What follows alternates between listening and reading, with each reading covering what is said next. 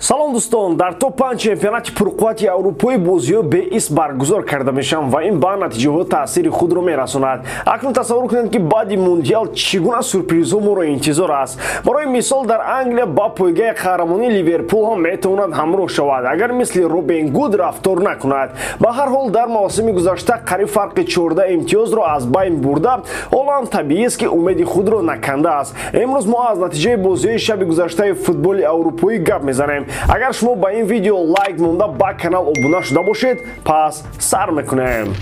Дӯстон, сарпрази доимии видеои мо ширкати 1x мебошад. Дар он ҷо регистратсияи осон, пур кардани маблағ аз тамоми гӯшаву канори дунё, вале аз ҳам муҳим бонус то ҳаҷми $100 бо промокоди AMG 0777. ссилкаи бозӣ дар комментария. Ба ҳама муваффақият.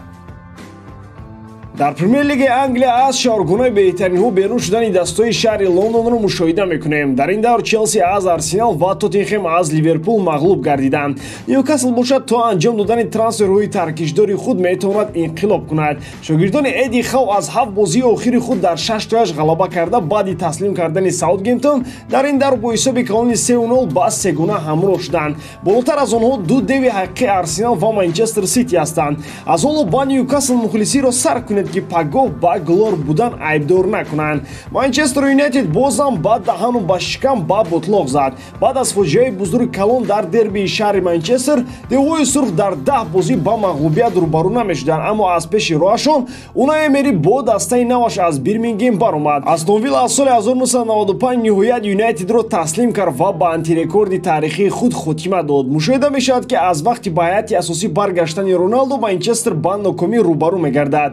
Дар шабакаҳои иҷтимоӣ менависанд ки футболбози португалӣ бозам дастбанди капитаниро ба замин ҳаво дод ва он чӣ ки дар вақти бозӣ бар алол дида шуд, ин муноқишаи ӯ бо футболбозони рақиб буд. Роналдо аз усули муорибоӣ омехта истифода бурд ва ин баҳона шуд барои хетирояш ки бигӯянд бигзор ба варзиши ММА гузашта ҳунари худро он ҷо санҷад. Дастаи ПСЖ ҳамеша моро водор мекунад ки аз чемпионати Фаронсаам як дидан кунем. Дар ин давр дастаи шаҳри Париж бар ивази голи Неймар рақиби худро аз Лориан бо ҳисоби 2-1 шикаст дод. Дар дақиқаи 85 бозӣ Мбаппе худро нороҳат ҳис карда ба хонаи либосибазкунӣ рафт ва ин то 2 ҳафта боқӣ мондан ба ҷоми ҷаҳони футбол. Дар Италия Оливер Жиру бо голи зебое ки хоси худаш аст ба ғалабаи дастаи Милан кӯмак кард, аммо кортисор гирифт. Акнун дар дачааш ҳезумро тапид карда, интизори сармураббии тими منتخب فرانسه دیدی دشام باشد که در حال جراحت احتمالی مباپه و در وضعیتی نه آنقدر خوبی ورزشی قرار داشتن بنزیما همه امید با او خواهد بود. дар вазифаи сармураббигии дастаи Ливерпул метавонад тағйироти ҷиддӣ ба миён ояд. Томас Тухел сармураббии нави Мерсайдиҳо шуданаш мумкин. Вақтҳои охир дастаи Ливерпул натиҷаҳои заиф дорад. Гап пеш аз ҳама дар мавриди мавсими ҷорӣ меравад. Ливерпул ин мавсимро хеле бад оғоз кард ва то амида мушкилиҳои ин тим ҷараён доранд. Баъд аз ғалаба бар Манчестер Сити кошиносон имрӯз андеша карданд ки Ливерпул акнун ба майдони бузурги рақобатҳо бармегардад. Аммо мағлубият аз Лидс дар Энфилд ҳама ин андешаҳоро ба боди фано фиристод. Мушкилиҳои дастаи Мерсайдӣ дар бозиҳо бо рақибони заиф ва миёна бар аъло эҳсос мешаванд. ҳамаи ин омилҳоро ба инобат гирифта роҳбарияти Ливерпул мехоҳад ба симати сармураббигии даста мутахассиси дигари олмониро даъват намояд. кору пайкори Тухел дар дастаҳои бузург ба ҳамаи мо маълум мебошад. дар Мерсайд бовар доранд ки клуб аз ин дида Ливерпулро баланд бардошта наметавонад. аз ин лиҳоз ба Ливерпул гузарондани хуни нав зарур омадааст. шумо дар ин бора чӣ мегӯед дӯстон?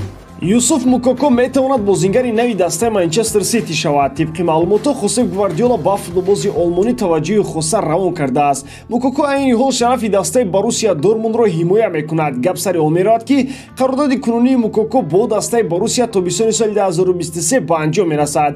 баъд аз анҷоми мавсими ҷорӣ ӯ агенти озод мешавад. барои Хосеп Гвардиола ва дастаи ӯ гуфти гапҳо пул проблема нест, аммо агар варианти бепул овардани чунин бозингари бомаҳорат бошад, пас онро истифода кардан лозим аст. дар байни насли нави футболбозони Юсуф Мукоко яке аз чеҳраҳои шинохта ба ҳисоб меравад. ӯ давоми 2 соли охир бо бозиҳои ҷолиби худ диққати чандин дастаҳои бузургро ба худ ҷалб намудааст.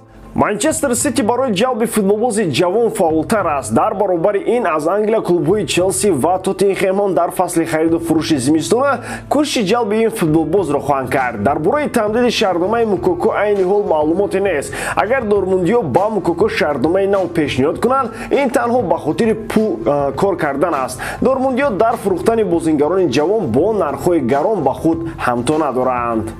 дӯстон, ман мехоҳам ба шумо бигӯям ки 5 канали асосии YouTube якҷоя шуда канали телеграми худро таъсис додам бо номи Утка Games ки чандин сари сол мешавад ки бозиҳои футболиро таҳлил мекунанд ва дар айни замон беҳтарин канал дар Telegram дар соҳаи букмекерӣ ба ҳисоб мераванд. онҷо бисёртар прогнозҳои бепул гуфта мешавад ва аз ҳама муҳимаш ғолиб мемориянд. барои ҳамин тезтарак ба ссилкаи дар зери описания буда даромада дар Telegram ба канали Утка Games обуна шавед ва бурд намоед.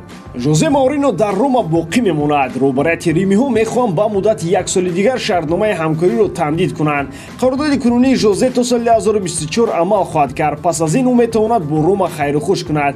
аммо гап дар он аст ки рафтани ӯ аз таваҷҷӯҳи дастҳои дигар вобаста хоҳад буд. аммо дар баробари ин ӯ муқобили мондан дар шаҳри Рим ҳам нест ва аммо мутахассиси португалӣ шартҳои махсуси худро дорад. ӯ танҳо мехоҳад ки роҳбарияти даста дар тобистони соли оянда харидҳои бузург намояд. мулкдори Рома Дэн Фредки ваъда кардааст ки дар равзанаи тобистона бозингарони сатҳи олиро ба шаҳри Рим хоҳад овард. тобистони гузашта чанд хариди олӣ аз ҷониби Фредкин буданд ва ин жозе Мауриноро умедвор мекунад ки тобистони оянда мулкдори Рома чунин сиёсатро дар бозори трансферӣ пеша хоҳад кард. Иниго Мартинес карьераи худро дар дастаи Барселона идома медиҳад. эҳтимоли ин трансфер пас аз рафтани Пике бештар мешавад.